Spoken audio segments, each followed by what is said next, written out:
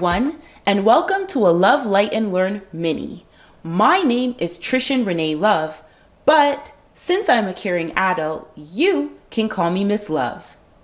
Hello and welcome, hello and welcome, we're here together. Hello and welcome with love and welcome with light and welcome to learn together.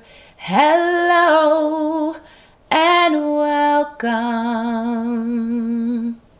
Now, let's go over to my soulful sofa to see what wonderful story we're gonna learn from today. All right, friends, are you ready to read? I know I am. Get comfy. It's listening time. Let's turn up the volume on our ears. Can you hear me? Sweet. Now, let's turn down the volume on our mouths since we're listening. On the count of 3, we're going to put on our rockin' reading glasses so you can see the pictures or read along with me if you already know how. Ready? 1, 2, 3. Okay, everyone. Today's story is by Vashti Harrison, and we're going to read another excerpt from here. This is The Little Legends, Exceptional Men in Black History.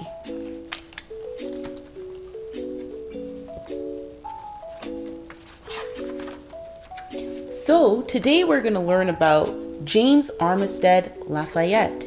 He lived between 1748 and 1830. He was a Revolutionary War spy. Not much is known about James's life before the Revolutionary War.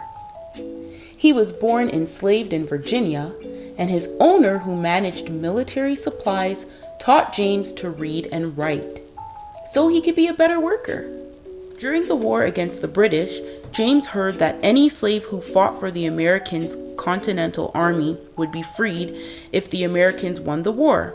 He got his owner's permission to enlist, and in 1781 was assigned to serve under Marquis de Lafayette, a young French aristocrat fighting for the American cause.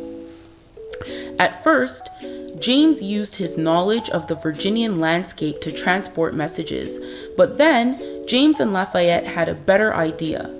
James could spy on the British. Posing as a runaway slave, James went to the British camp commanded by Lord Charles Cornwallis.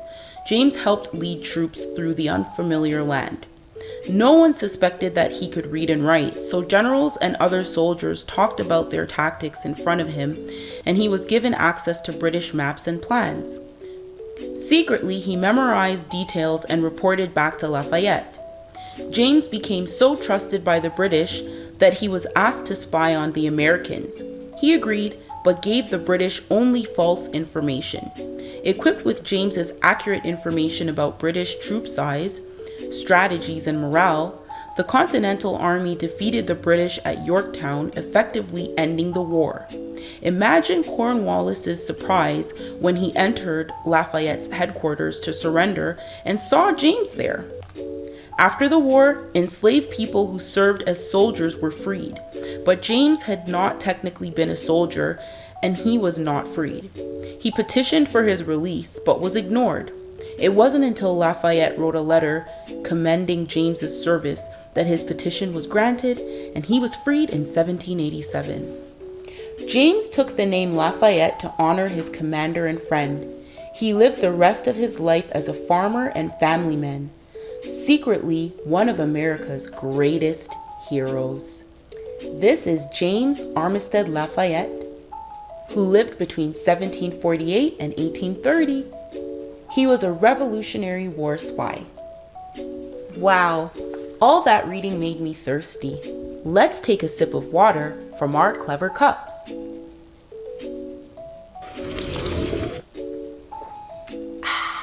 Delicious. I love learning and reading with you. Thank you for joining me with your big, beautiful smiles.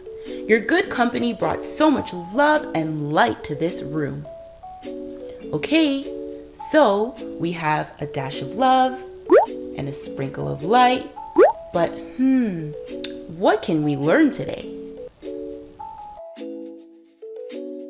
During the time that James lived, Black people were not expected to know how to read and write because many were still working as slaves on plantations. Reading and writing takes practice, so be patient with yourself if you are not at the reading and writing level that you would like to be. Keep practicing. It can be helpful if you look for books that are about topics you enjoy. For example, if you enjoy learning about animals, there are many books about animals. Or if you enjoy learning about bikes, I'm sure you can find a book or two about bikes as well. There is a book out there about almost anything.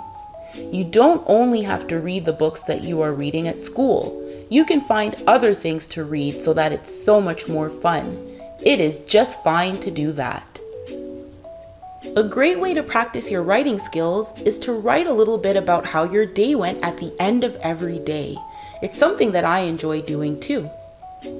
You can also write a bit about one of the books that you're reading, whether it's from a book at school or one that you picked up at the library. It's a great idea to practice your writing skills. Trust me, it can go a long way.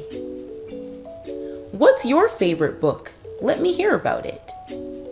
Or have you ever tried to make up your own story and write it yourself? I'd like to hear about that too. Amazing learning today, friends. Reading is so much fun, isn't it? Keep up the excellent work. You all did such a great job. My name is Trishan Renee Love. Yes, but since I'm a caring adult, you can call me Miss Love. See you next time. Be love, be light.